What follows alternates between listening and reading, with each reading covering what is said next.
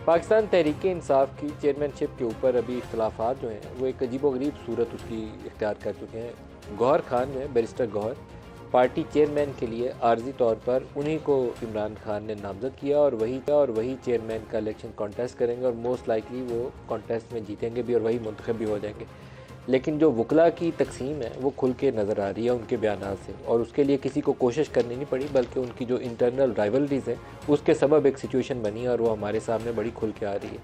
आज भी इमरान खान से कुछ वकला मिलने गए हैं और उनसे हमने रिकन्फर्म किया, दोबारा उसकी रिकन्फर्मेशन में गौहर का ही नाम है। लेकिन आज के दिन भी जो वकला के बयानात हैं वो एक राइट को है तो दूसरा बिल्कुल लेफ़्ट को है।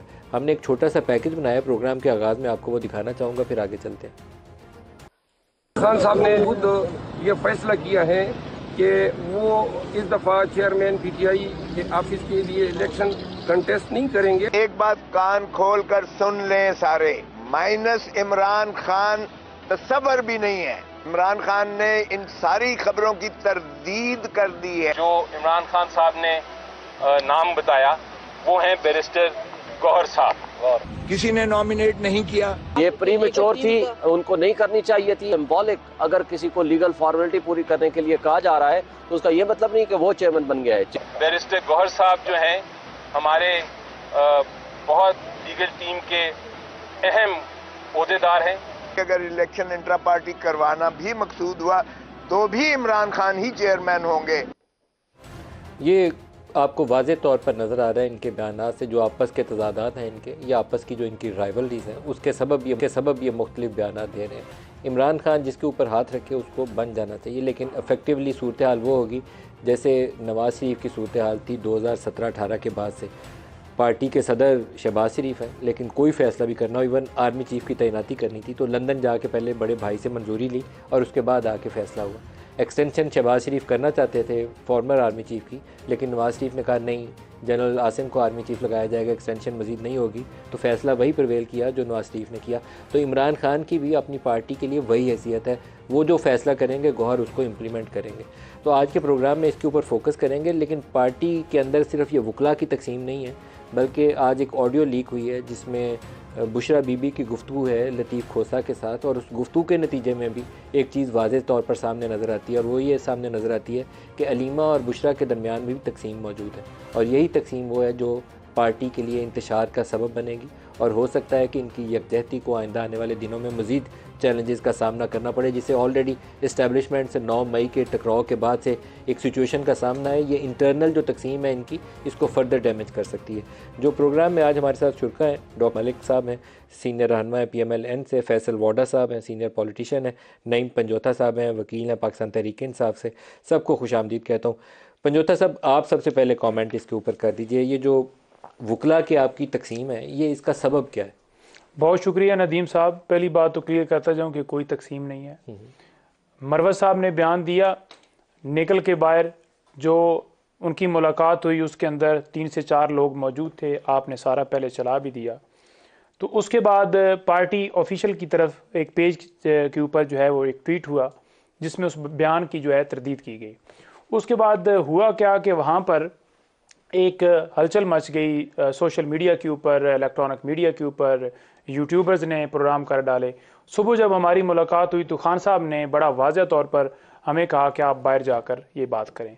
ये बात जो डिस्कस हुई थी ना, नाम की बात की हद तक अगर बात की जाए, इंटरनल गुफ्तगू की हद तक, तो ये बात इमरान खान साहब ने बैरिस्टर गौहर साहब के हवाले से कल भी सारे प्रोग्रामों में मैंने ये कहा कि उन्होंने हमारे साथ जब मुलाकात हुई जिसमें खोसा साहब मौजूद थे, उसमें उन्होंने इस बात की बिल्कुल तायीद की कि ये बात डिस्कस हुई कि डिस्क्वालिफिकेशन वाले मामले को सामने रख कर, लेकिन क्योंकि आज इस्लामाबाद हाई कोर्ट में ये मामला जो है ज़ेरे इल्तवा था, और हमने जो कल स्टेटमेंट खोसा साहब ने दी थी, आज भी दी है जी, आज दोबारा भी दी है, और खान साहब ने कहा था तो दी, और इस वजह से कहा था क्योंकि इस फैसले के ऊपर कहा था भाई, फैसला ये था कि गौहर होंगे, यही फैसला था नहीं, उस फैसले को पब्लिक किस वक्त करना है?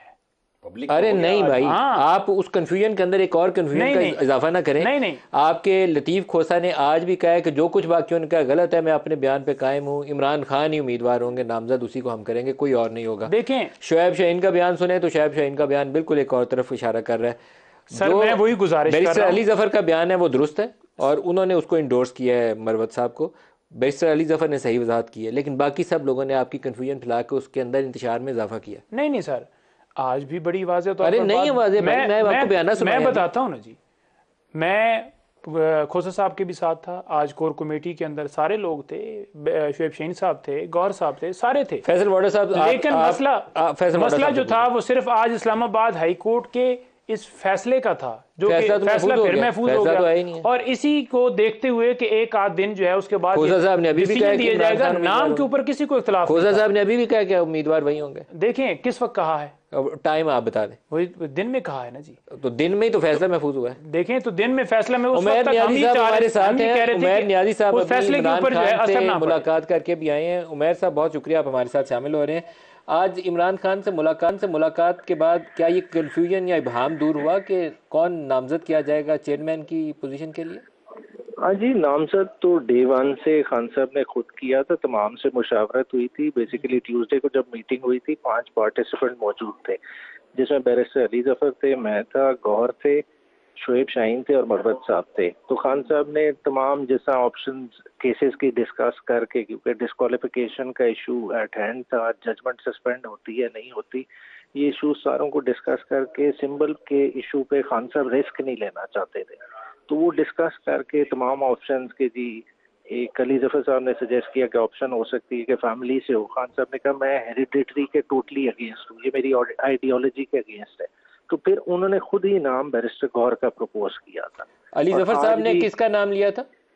अली जफर साहब ने कहा कि ऑप्शन हो सकती है कि आप फैमिली में से किसी को। फैमिली से किसको, अलीमा को या बुशरा? नहीं, वैसे ही नाम लिया कि हो सकती है ये। तो वो स्ट्रेट अवे खान साहब उस डिटेल में नहीं गए थे, उन्हें रद्द कर दिया कि ये चीज मेरी आइडियोलॉजी के अगेंस्ट है।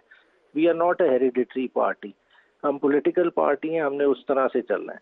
तो फिर उस वक्त प्रॉम्प्टली उन्होंने खुद ही नाम सजेस्ट किया कि जी गौहर होंगे।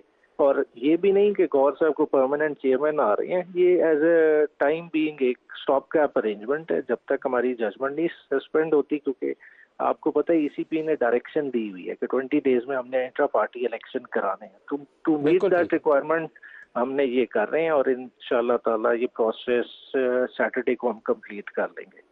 बिल्कुल सही अप्रोच है मेरे ख्याल में, क्योंकि नवाज शरीफ वाला मामला जो 2017-18 का था, उसके बाद आपको एक सोच समझ के ही फैसला करना चाहिए था।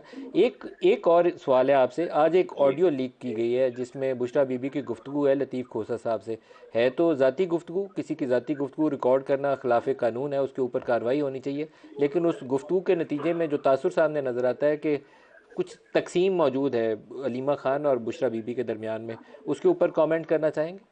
अच्छा, इंटरेस्टिंगली ये जब हुई है ना, मैं ऑलरेडी अडियाला जेल के अंदर था, तो मतलब उस पे ऐसा मैंने अब इन दोनों से बात भी नहीं हुई कि मैं ऑथेंटिसिटी लूं कि ऑथेंटिक है नहीं है, मगर मुझे कह रहा था कि खोसा साहब ने हाँ तस्दीक की है। तो अब देखें, आपस की क्लाइंट और जो है ना वकील की बात है, प्रिविलेज इन्फॉर्मेशन है, ठीक है, उसमें चलें कोई पर्सनल टॉक्स हो सकती हैं, ठीक है ना, चीजें हो सकती हैं, मगर मैं नहीं समझता कि दोनों बहुत बैलेंस खातून है। मतलब इस तरह के इश्यूज मैं नहीं समझता कि कोई ओवरऑल कोई लार्जर स्कीम ऑफ थिंग्स में इफेक्ट कर सकते, क्योंकि खान साहब का जो देखे ना, उन्होंने अपनी प्राइवेट लाइफ और पॉलिटिकल लाइफ को टोटली सेपरेट रखा हुआ है।